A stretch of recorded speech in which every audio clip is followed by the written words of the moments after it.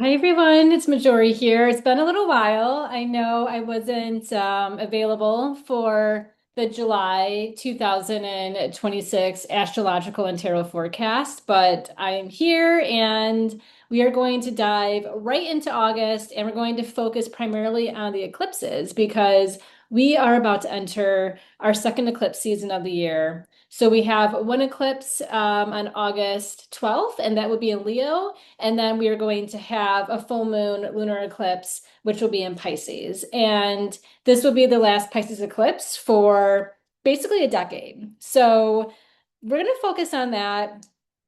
And I think that the eclipses, the Sabian symbols, are really an indication of where we're moving towards collectively, spiritually, individually, as a society. And we're going to break them down together. And I will on my Substack not only have all the transits for the month of August, so I'll have the main transits as well as the mundane transits. And I will also have the Sabian symbols. You can look them up and do further research. What's great about the Sabian symbols is that they're up for interpretation. There's many different ways to look at them. There's a lot of duality with the Sabian symbols, so it's not going to be primarily positive or primarily negative. And I will also, once we get into the tarot portion of this episode, I will be posting the spread that I pull of all the cards and what decks I use for these cards. So we're gonna get into August. I'm excited as an Aries as Leo season. Like I love a fire sign season, and we also just have Jupiter in Leo, which I'm like, you know what? Thank God. We need it. We need it so badly. That's another reason why for myself, I don't go by the school of thought for exalted signs as well as signs in detriment. I think it doesn't really hold a lot of weight.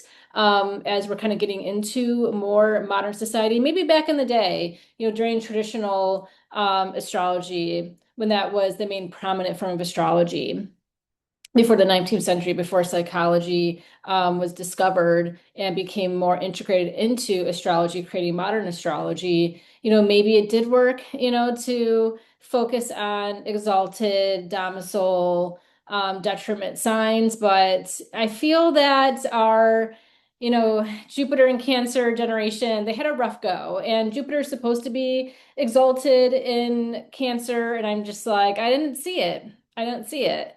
So I feel that Jupiter having that kind of Sagittarian as well as Pisces kind of co-ruler energy, it feels right that Jupiter will align a little bit better in the sign of Leo. So I think it's going to be great. It already feels just a little bit more of a creative renaissance is kind of trickling into society.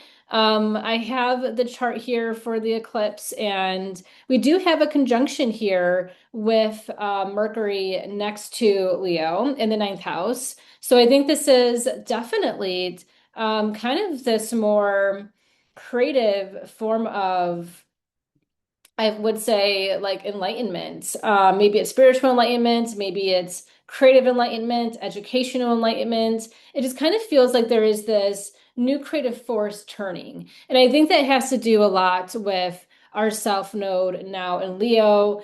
Like we have our moon conjuncting this total solar eclipse in the 10th house. And we're going to get into the Sabian symbol because it's very telling of what has happened the past week in the astrological community. And I will speak to this, which is the most, I'm not going to dive too heavy because I feel like so much has already been said online with the discourse, but, getting into the drama with evolutionary astrologer Steven Forrest, who, up until this point was one of my favorite astrologers. I have all of his books. I actually, when I was in Colorado last month, it's like the thrifting capital of the US.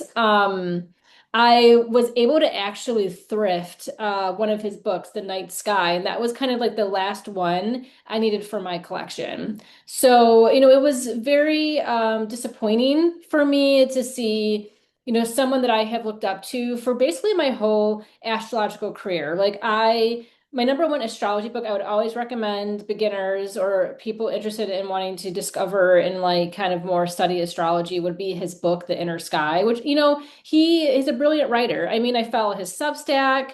Um, his writing is to me very lyrical, poetic. It's visual. I'm a visual learner. So to me, I really pretty much vibed with his teachings and how he navigate astrology. And, outside of the backlash that he is currently going through, like I'm figuring out myself how I want to process my relationship with his work.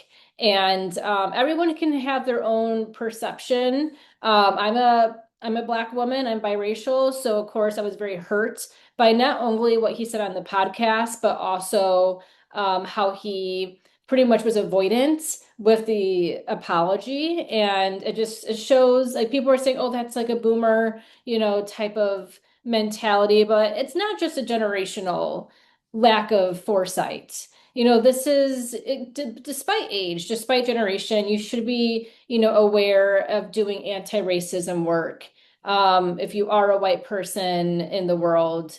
And, I think a lot of people had a wake-up call during COVID with, Floyd and all the other, Black Lives Matter movements. And there was so much that you could, as a white person, I feel, really start getting the wheels turning to see how you participate in white supremacist society. So, I kind of feel like, wow, he had not only his whole life to navigate this relationship with his not only KKK ancestry that he was making excuses for, but also, his own, I guess you would think he would be self-aware as a teacher in, especially in a field of evolutionary astrology, which has so much emphasis on past life and um, trying to, really align with like what your future calling is and things like that. So you would think that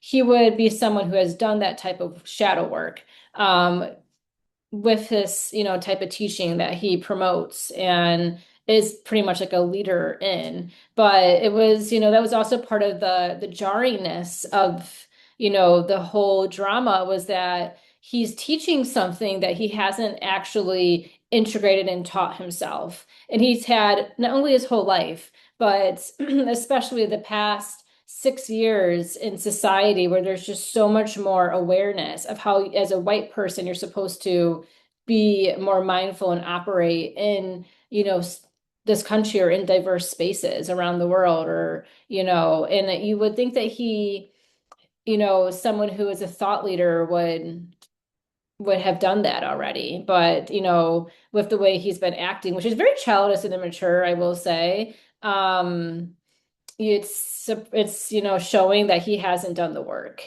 And he would rather make excuses for, his fault in it all than to actually sit with himself and take accountability. So, we got to try to find a way to navigate, cancer culture and accountability culture. I do think that he should be deplatformed for sure. I'm glad that a lot of these, astrological societies and institutions are removing him from his boards. I think that is definitely a consequence he should be facing, but I don't think that he should be blacklisted. I don't believe in blacklisting. I think we need to give him space and time to, really sit with what he has done. And yeah, and also too, the South Node is in Leo, and the generation of Pluto and Leo is the boomer generation, and they thought that they, were royalty. They're under this impression that in this life they are royalty. And now that we have our South Node in Leo, our North Node in Aquarius, especially during this eclipse, it's in the 10th house of public figures, status, recognition. The 10th house is very patriarchal, very capitalistic. And this is, really that generation falling from grace, like dethroning of the Pluto generation, Pluto and Leo generation. And the North Node in Aquarius, this is the new generation, the new collective that is going to uphold a new vision for society. And I think too, like I have, my grandparents are they have Pluto in Leo, and they're around the same age, a little bit older actually of Stephen Forrest, but they have this, and I see it within them. Like they are very narcissistic. Love them, but they are on a spectrum of narcissism. They are under this impression that they can do no wrong and that they are, God's greatest creation. And they don't really take accountability. They don't really have the sense of empathy that younger generations have been able to, I guess, adapt into. So I see this in my own life playing out, and I see that they're facing their own consequences. There's a lot of, drama and backlash in certain, with certain family members in my life. And it has to do in regards of the Pluto and Leo generation. And the younger generations are no longer, taking the shit, I would say. So this is just the beginning. We're at 29 degrees. The nodes work backwards. So we have until actually my birthday is when the nodes move signs, which is March 26, 2028, is when we have the North Node move into Capricorn, South Node in Cancer. So this is interesting how we're just in the beginning. The nodal shift happened on July 26. So it was really, and the Stephen Forrest interview was like right around that time. So it's wild. It's wild how quick astrology works. Astrology is a fast system, but it's just this is not how the story ends. This is just the beginning. We're just at 29 degrees, so we're going to see more of the shift, not only in the astrological community, but as well throughout all forms of society. We're seeing the old paradigm shift and fall as this new beautiful beginning with the North Node in Aquarius really kind of leading this new revolution. I live in Michigan, and I got to vote this past week, and who was able to make the primaries for the elections in November. And Abdul, he is someone that won, and he has an Aquarius moon, Scorpio sun. I still need the time of birth to figure out the rising, but I was like, of course, he has Aquarius in his top three, and like my Aquarius moon is one of my favorite moon signs. So I just know that he's not only a brilliant person, but just the compassion. But I feel like that is really, and also another example of the North Node in Aquarius. It's like these new leaders, these new younger leaders. I mean, he's only 41, he's a millennial. So that is going to be the wave that we're moving towards, is this new way of doing things, not only politically, but I think what's interesting with the Jupiter conjunction with Mercury, and it's just going to get tighter as the week goes on, is that, there's, I think, thought for Black astrologers, maybe for the first time, and astrologers of color, maybe for the first time in society. And, that's another reason why, too, um, I don't follow or like care to belong in any of these like more traditional society astrological societies and platforms, because they're very whitewashed and it's not a space for me. And astrology is very white. And just in general, the whole metaphysical space and tarot space, it's very white.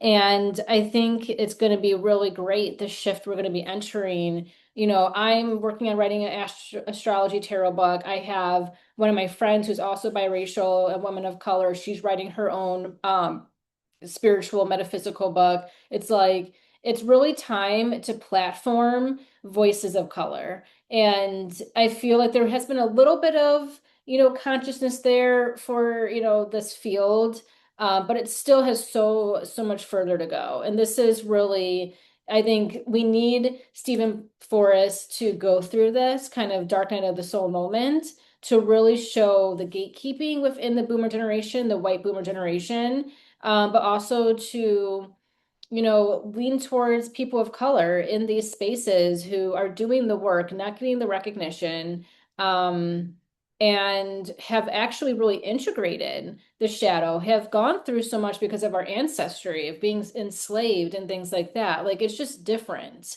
And also just the real life experience that people practitioners of color go through is very different than white people, white practitioners.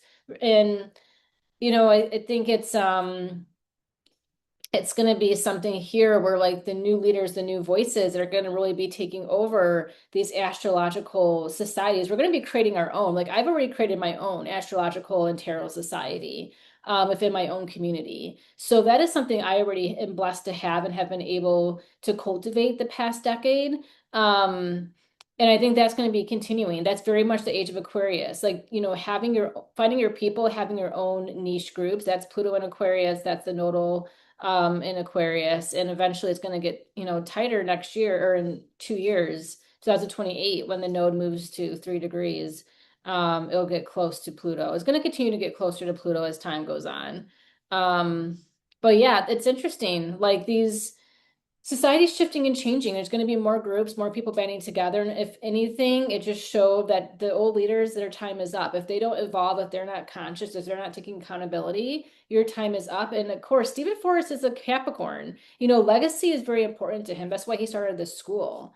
And I think we're also seeing, and this is part of this conjunction, we're seeing these astrological schools being very problematic. And not just in astrology, like these schools in general it can be cult-like. It's very much white-centered. So we're seeing that play out. Mars just gets into Cancer here. And I think it's going to be interesting as well, how there's just more awareness, intuitiveness that's coming through the collective, especially the eighth house is in these esoteric spaces. So there's a lot of work to be done. I mean, the Mars is going to move on, but see where Mars is hitting your house in your own personal chart.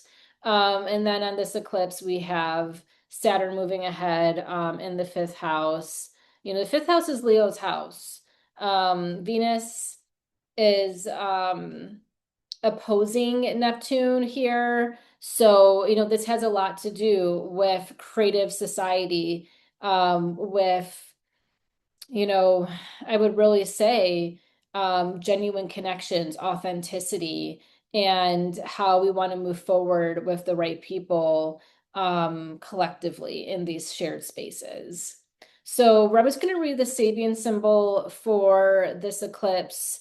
We're rounding the Sabian symbols, of course. So we're going to be reading the symbol for 21 degrees Leo. And this is in Dane Rugnar's Astrological Mandala book. So in, intoxicated chickens dizzily flap their wings trying to fly. The keynote, the often negative and at times ludicrous first experience of spiritual teachings. So this refers to aesthetic experiences when you're in contact with mystical or occult schools.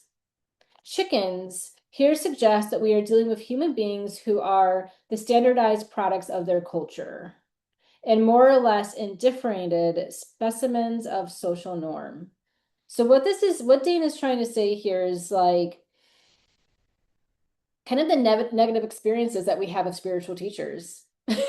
And also our first experiences as well as we are entering, spiritual spaces. It can be a lot at once. It can be very overwhelming, but it's pretty much our first experiences when we are in contact with mystical or occult schools. And this is something that's being very highlighted with Jupiter in the ninth house is education and spiritual education. It could be higher education as well, but we're we're kind of having the lid open in how some of these institutions are run. And it's interesting too. We're going to just kind of talk about Steven Forrest right now because he's the main topic of discussion, some of his students, some of his teachers are coming out saying, yes, like we've tried to make change. We've tried to address systemic racism. We've tried to bring certain things to light, but it was pushed underneath the rug. A lot of his teachers, a lot of his students are saying, how um, they don't condone what he has said and what he has done, and are appalled, are shocked, are navigating away from the school. Um, so we're dealing with human beings who are the standardized products of their culture. And we're dealing with Steven Forrest, who is a product of a Leo Pluto generation, being a white man in, America, coming from a lineage of KKK members. His grandfather was a prominent member of the KKK, which was something where I was like, if I had that history in my family, I would not be sharing that publicly if I was a white person. Like, and that's the thing. That's the thing that is kind of bewildering, I think, to everyone, is his lack of awareness and consciousness of like, maybe you shouldn't say those things. But to him, he's without consequence. And I think that has to do with, that throne mentality. It's like, you can't push me off the throne. I can say what I want. I can say the N word on a podcast. I can, try to condone my family's history of being part of the KKK, but I'm not racist. And, I can do anything, and it went to his head. And I think that is the shadow of Capricorn, getting obsessed, getting taken away by the fame, by the riches, by the status, by the acclaim, by the achievements. And, he's made a great mark for himself. I mean, for sure, I have a Capricorn moon, I have a Capricorn stellium in my chart. I have a lot of Capricorn, and I want to leave a legacy. I want to leave, a mark in the world, a positive one. But, the way to do this as anyone in any type of space, especially, a more spiritual religious space, is to have texts, is to have books, is to have literature that survives the time. That's why the Bible has survived despite its many, iterations. But the reason there's so many astrologers, there have been so many astrologers, but the work that keep coming back to are the ones who were published. And that's another thing too, if, moving into Lenormand, like Madame Lenormand, the reason why her work survived is because she published her work. And, Stephen Forrest, he has his school, but he self-publishes, which is a very ninth house um, other attribute is publishing. So I think it's interesting how, they're a byproduct of the culture, but, I think there's an admirable energy within him with what he has done with his legacy before this backlashes came out. But it's also, it's the norm is changing, the social norms are changing, and that is what is being disrupted, not only with the eclipse, but also with the North Node in Aquarius. Um, so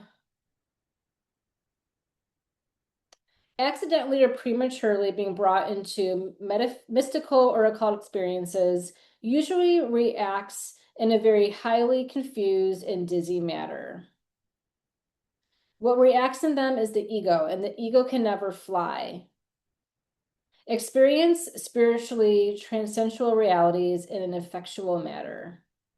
So what he's saying here is that being brought into these spaces, these occult, metaphysical, spiritual spaces, it has a dizzying effect. It can be very confusing because there's so much going on. And that's another thing too, like people get into these religious cults or just cults in general, and you feel kind of overwhelmed into the teachings, the energy. You feel like, oh my gosh, there's so much for me to learn. And this is where idealization comes in. It really is not healthy to have parasocial relationships with celebrities or with people or teachers or mentors, or in person having these infatuation. And like that's what I noticed too. The downside of some of this discourse with Steven Forrest is how many white people were defending him.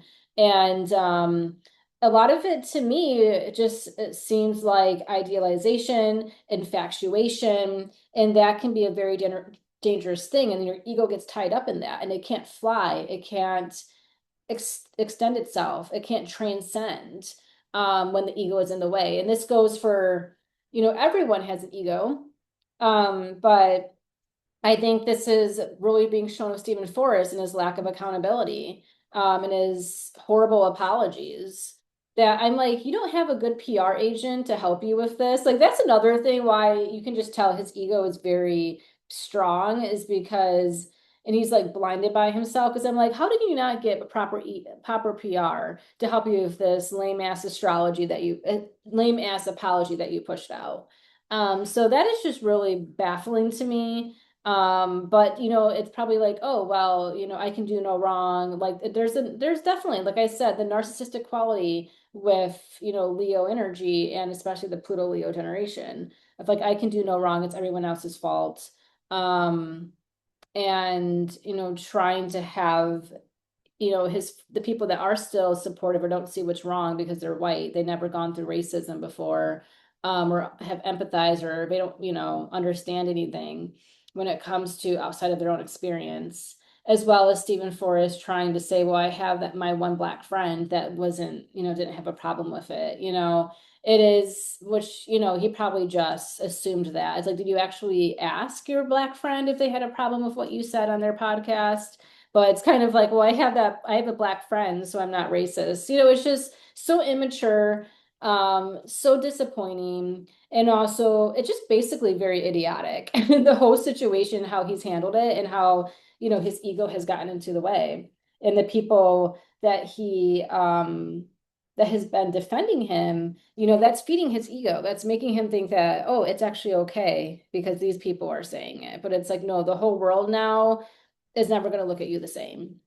Um, yeah, so it's, pretty much it's a premature expansion of consciousness for, people who are new to these fields. I mean, I think that's something that everyone had to be awakened to, even myself. I'm like, wow, like I thought I was under the impression prematurely of who I thought someone was based off of watching, a lot of their courses online, watching, a lot of their one-on-one classes, and being an admirer of their work. I mean, I'm still, I will still appreciate the work that they have done, and that's how I want to navigate it myself. That's what I've been thinking about. How do I want to navigate his work moving forward for my own personal practice? And I'm still keeping my books. I'm still going to reference his books. I just won't recommend them to my students anymore. I will not, without a disclaimer, I guess, and I will not really promote his teachings. And, yeah, and I just kind of feel like I was thinking like, oh, if there was an astrologer I would want to, fly in person to maybe take a retreat of theirs or a class or something, I would probably do Stephen Forrest. And moving forward, no, that's not the case, not anymore. But I think, my favorite quote by fellow Aries, Gloria Steinem, the truth will set you free, but first it will piss you off. And yeah, the shadow it's sowing yourself in the spiritual communities. There's many shadows, but this is one, that is definitely new. I'm going to move forward. Sorry, it was a little bit longer than what I thought, but I wanted to just get that off my chest, and kind of add my own thoughts, to the situation. We're going to move into the full moon lunar eclipse, in Pisces, that is happening on August 28th. So here we are. Look how much has changed. Now we have,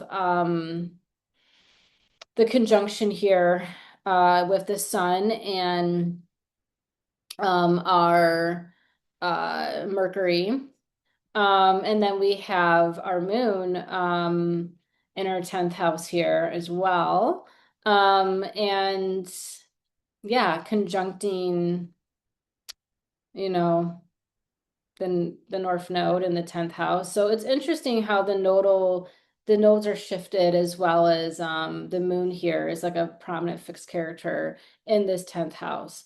The Sabian symbol is, I think, very healing, for what it is.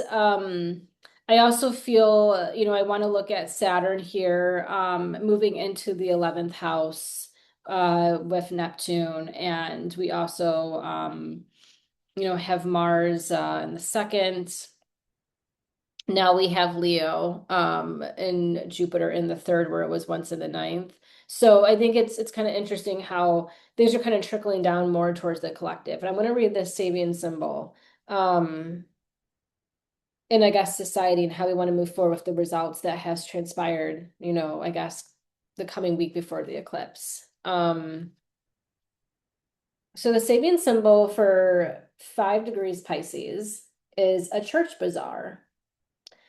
The value of giving a spiritual or transcendent sanction to even the most commonplace interchanges between social persons and individual minds,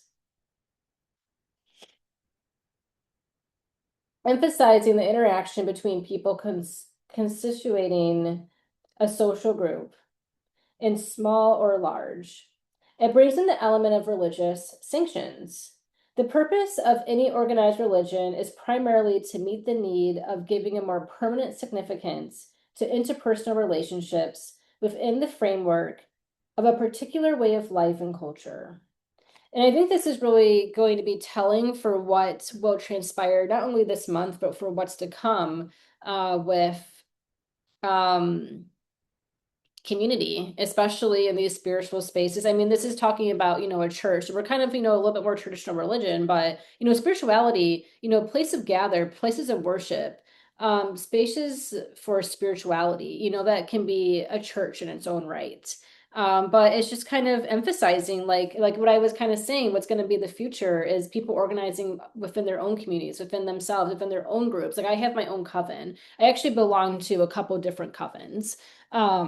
In little like astrological spaces in society, throughout a couple different states. So, that's going to be, the future, or like these more niche small groups moving away from more institutionalized organizations, and being around people who can meet your own needs and connect with your own shared purpose, large or small. But, organized religion, organized, spaces in spirituality, whatever it may be, spiritual fields, like we need to come together, we need to gather, we need to share insights, we need to find connection, we need to share wisdom, communicate, connect. Like we need those things. And I think we're just going to be doing it differently. We've always been doing it differently, especially people of color have always created their own spaces. But I think there's going to be more of this mass movement of like awareness. And I think a lot of, what's coming in at the 10th house is, these more traditional institutions within these spiritual spaces are going to have to reevaluate how they want to survive and exist moving forward because there's a lot of backlash on them. And it really is showing the holes in their foundation of how they only center like white people majority of the time. Like that's every time, like I follow some of these, I belong to a lot of the newsletters for a lot of these institutions. There's multiple ones around the world for astrology, and tarot, and even just divination fields in general. It's just the panels are always super white, very boomer, or Gen X, and there's no space sometimes I feel for someone like me.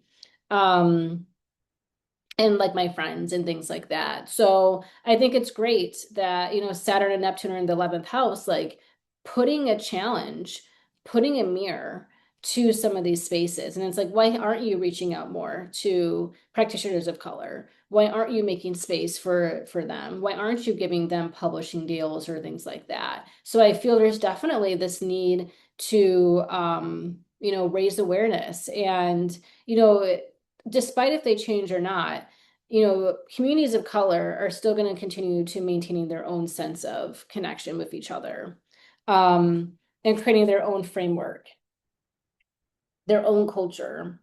And this is going to keep society whole, keeping it like, like I'm so glad I have my covens and my like clubs and organizations that I run for, myself as well as for the people in my community.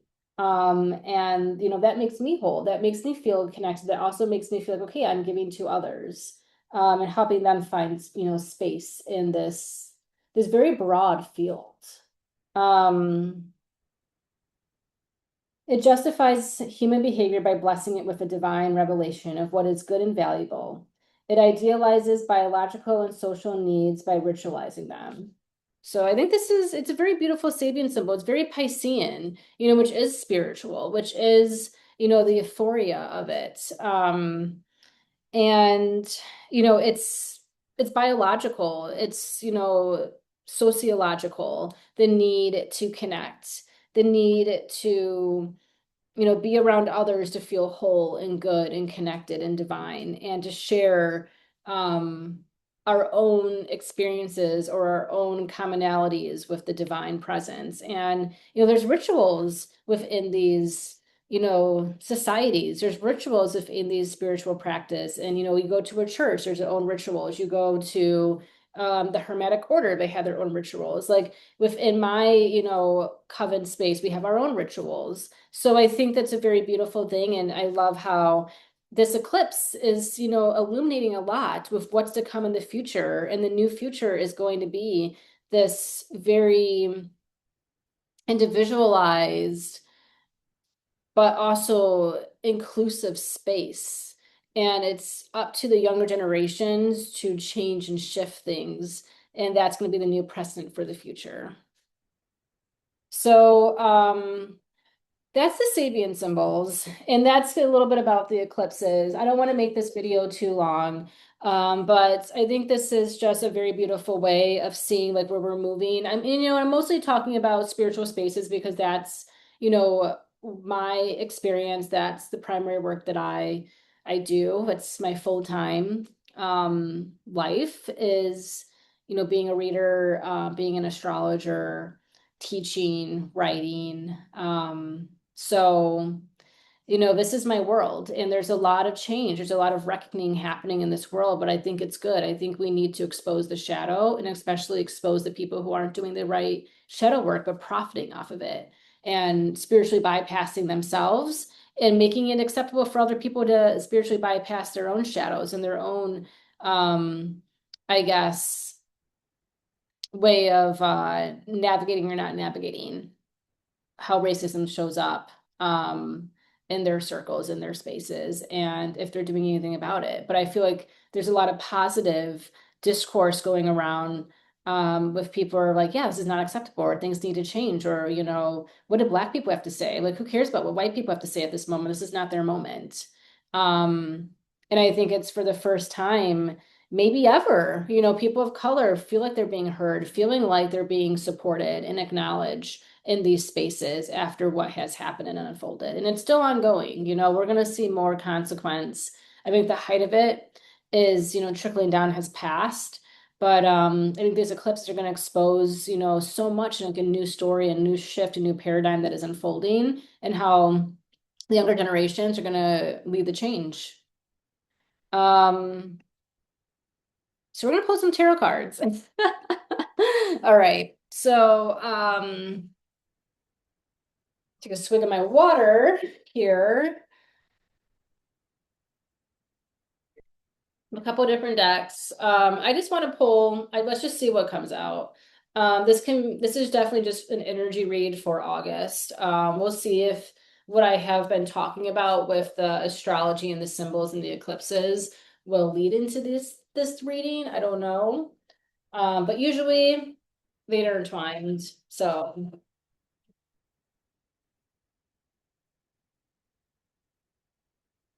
my puppy Nash is so good. This is his first time watching me do a tarot reading, and he is just laying right by me. Golden retrievers are the best. Like, he is attached to my hip. Like, any room I go into, he follows me. Like, he's my shadow. He's a shadow I want to have. But yeah, best dogs. I'm so happy I have another golden in my life. I had pictures of him on one of my previous Substack posts, but yeah, he's the best. All right, so we're gonna start with the main energy.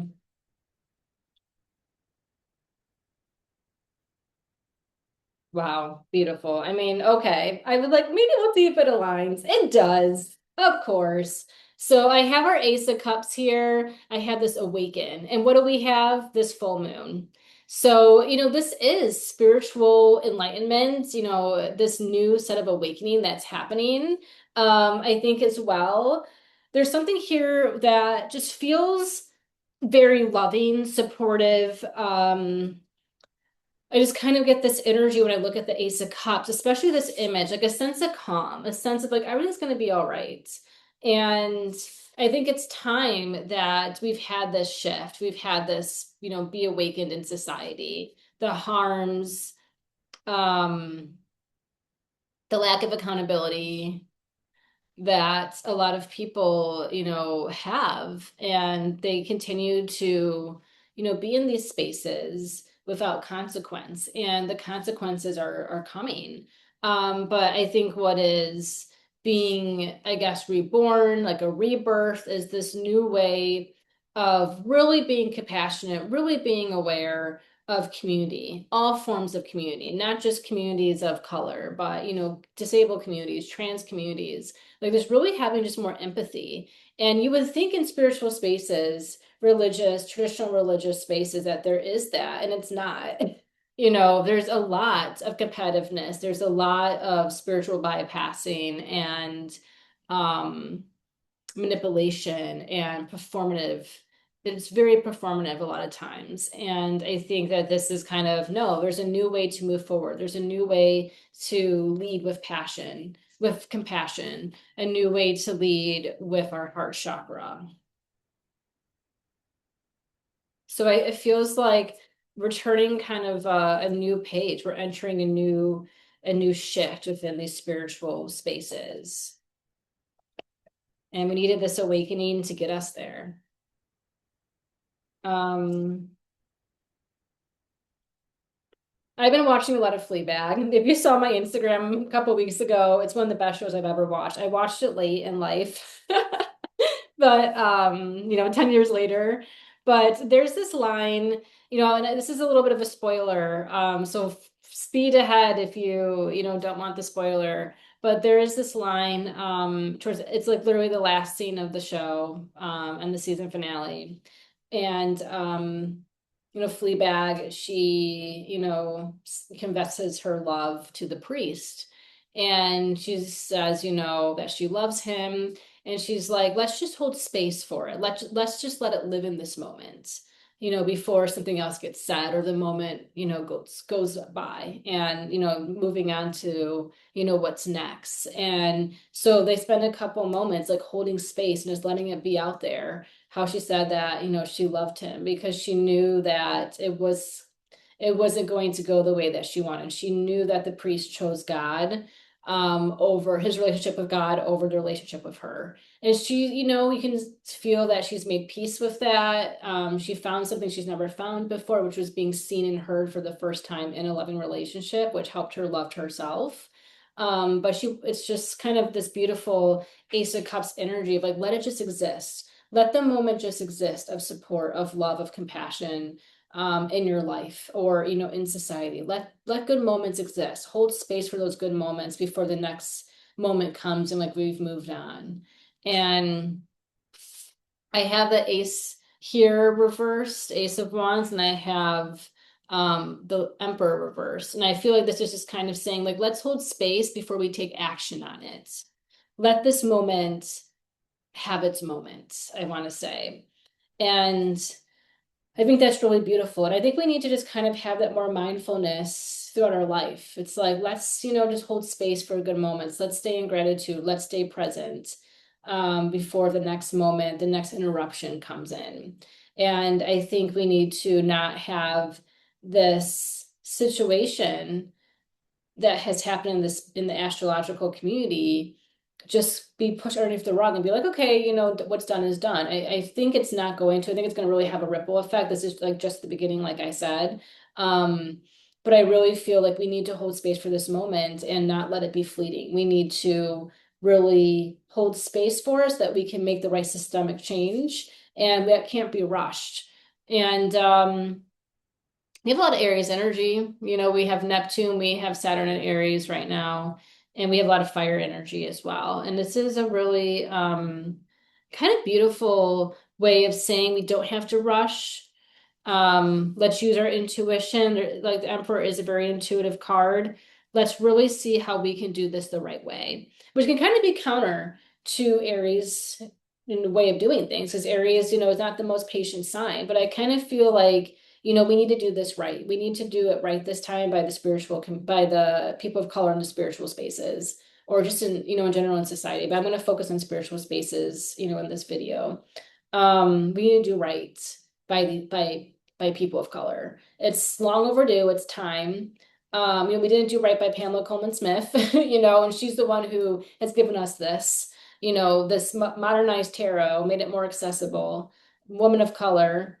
We didn't do right by her. And look at the legacy that she has, brought us. So much, so many Black people do not get the proper, I guess, accolades or respect for their achievements. And I think that we need to really, as a society, as a collective, find a way to acknowledge that and not just make haste to sweep it underneath the rug and make things better.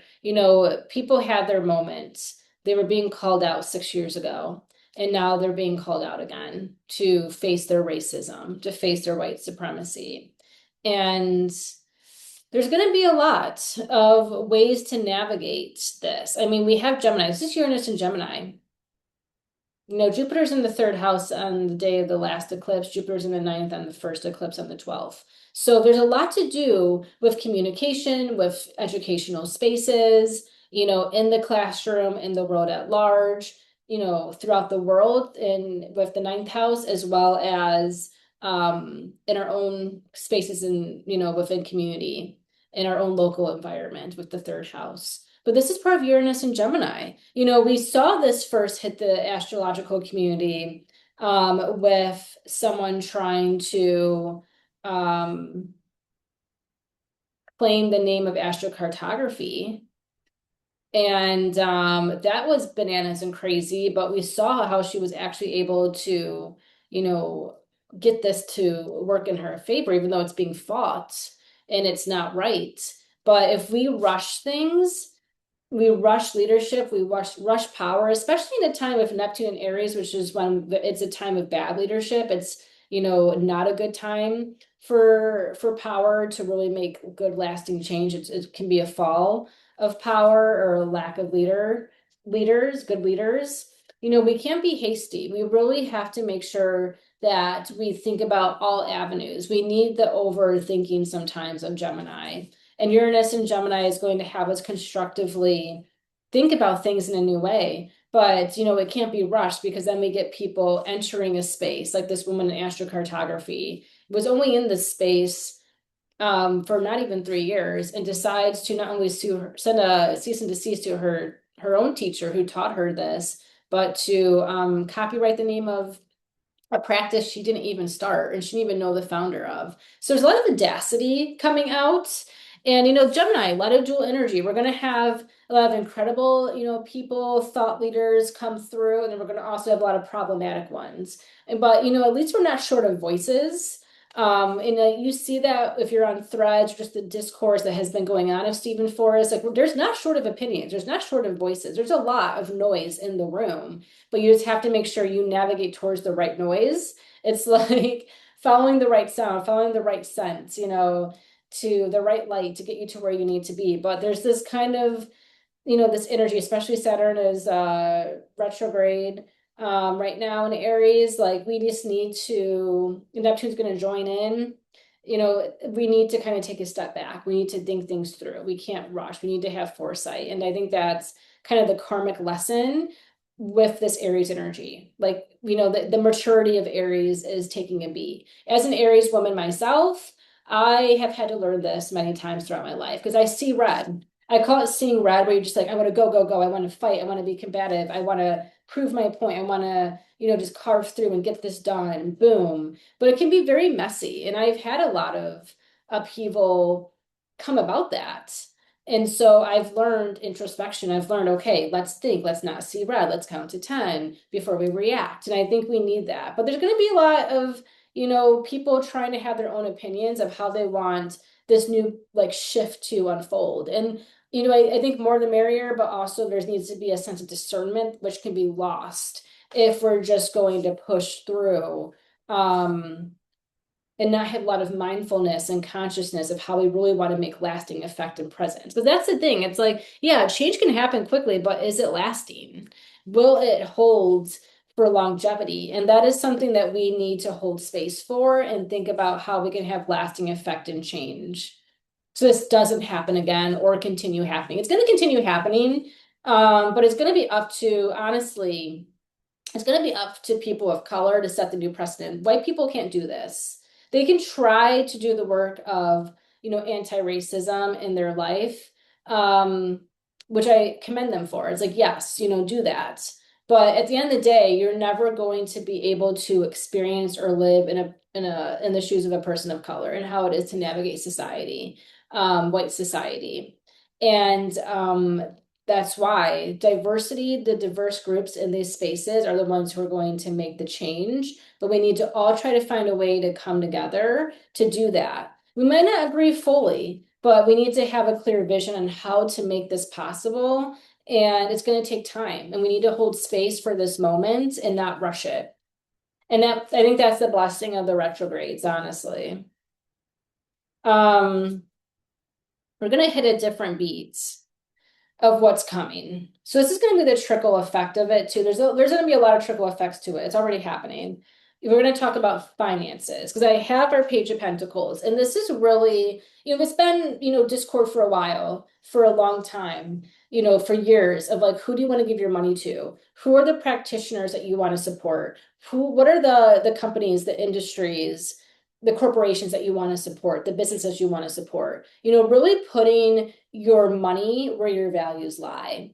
And it's hard to do that all the time. Like, I'm guilty. Sometimes I have to, like, I went to Whole Foods yesterday and I'm like, but they have my salad that I eat, and it's the safe salad because it's from a greenhouse in Brooklyn. So I'm supporting small, even though it's like small through a big corporation, but I'm like, I want to have a salad. This is the only safe salad brand that there is right now locally.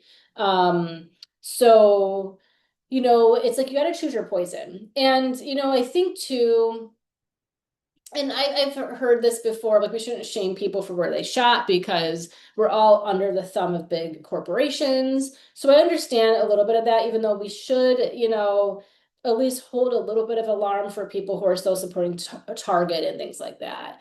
But I think, but if you slip up, you're like, I bought something on Amazon, like it's not the end of the world, but I do think the consciousness is important to hold space for.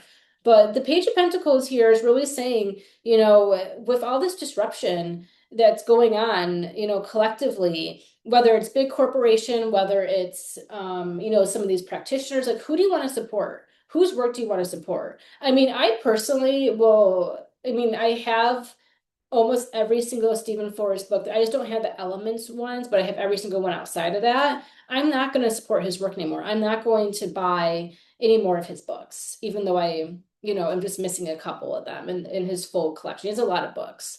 I'm not going to support and put my money there anymore. I'm not going to, I have my own practitioners that I lean into that I will support, and they're women of color.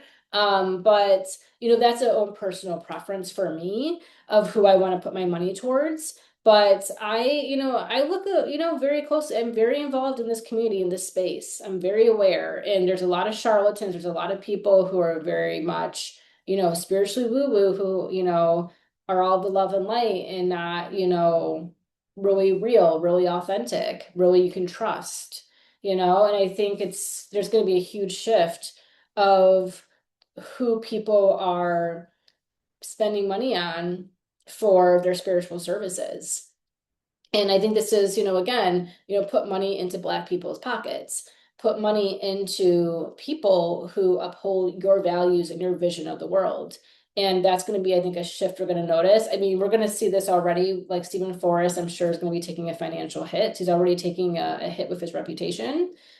This is going to affect him financially. What happens? It's all 10th house, it's all connected here. There is going to be an up and down if you're having reputation shifts and changes. If your reputation is at all-time high, you're going to see financial income come in. If it's at an all-time low, you're going to see a detriment to it. So I think this is also like, his own financial pursuits going to be taking a hit in the school, along with his reputation. But also, this is making people wake up and be smarter and really question some of the practitioners, some of the people that they're following, some of the messaging, all the time. I am like, is this person legitimate? Is this a person I would be friends with? Is this a person who I can trust their work comes from an authentic place, or is it coming from this white supremacist place?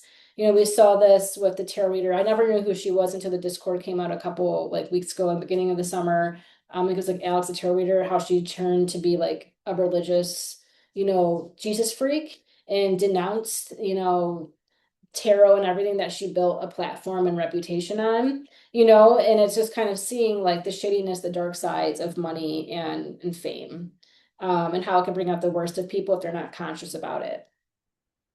Seven of Wands here, fight for what you believe in. Fight for, and I think too, going along with this, it's like put your energy towards where your values lie and who aligns with those values and supporting, marginalized people. That's a huge thing that I look out for. Like I really like support people who are of color, who have similar experiences as me, as well as like I know they don't get the platforms as much. I don't get as many platforms and things that I would want, but I get enough and I'm fine with that. And I can only, do with what I can. And, things will change as well in the future for sure for me. But I understand how hard it is and how hard it is to fight for spaces and to be, you also don't want to be the only, I've been the only person, I still am the only the person of color in many of these white spaces in general, but you don't always want to just feel like you're the only one. And I think that's the shift that we're changing. But we have to be at arms. We have to fight. We're not going to let this slide. We're not going to let the situation of Steven Forrest slide and just be pushed underneath the rug. There's now like there's no going back. It's exposed. It's already to the surface. And what can happen is moving forward more consciously and making changes. Um, and putting energy in your own spaces, your own communities. But we need this. We need the fight. If we don't fight, then change does not happen. Change is not possible. So there's all change comes with a fight. The civil rights movement, fighting right now for, against fascism, trying to uphold democracy. I mean, everything worth protecting is worth fighting for. And, we have to decide who we want to platform, who we want to put our money behind, who we want to financially support, whose values that we want to align with, and and if it vibes with us or not. But yeah, like change is worth fighting for, and change does not come without a fight. So fight for what you believe in, fight for who you believe in, and fight for your values and fight for this new vision that is trying to slowly but surely trickle in, that's going to transform everything. I mean, Pluto in Aquarius, it's only at 3 degrees. It's going to go back retrograde. It's already retrograde. There's so much like time that we have to build this new paradigm, to build this new shift. And the cracks have to be exposed. And we need to be enraged about it, rightfully so. I'm going to pull one more card here, and this is a Color Vision Oracle card. See what color wants to come in. And it's beautiful. So we're going to end here with crystalline. So we have this beautiful rainbow. I think it's exclusivity for sure, like being more inclusive, especially being not only just marginalized people of color, but LGBTQIA communities, disabled communities. We need more awareness and more platforms for people who are different. And these are the voices of the future. It's so beautiful. It's so positive. I just want to read a little bit about this card. So it's representation of the prism, which reflects all colors in the visible spectrum and beyond. It's ethereal, like shifting cloud formations in the sky. It's reflective of our God, spirit, and nature consciousness. It holds the power of all components and is reflective energy, like rushing water smashing down from a waterfall into a pool of blue. White magical energy is seen in ice formations and snowflakes. It embodies all humans, animals, objects, and environments in one. It is all of Gaia's creatures and has a sense of orthodoxy and spirituality. It helps us open to our soul mysteries and untangle our karma that is calling to be resolved. I love that. There's so much more. This energy helps evaluate the needs of our being and reminds us of the depth of power within us to enable our body's intrinsic systems for growth and reproduction. Your healing starts within. Remember your capabilities, not your programming.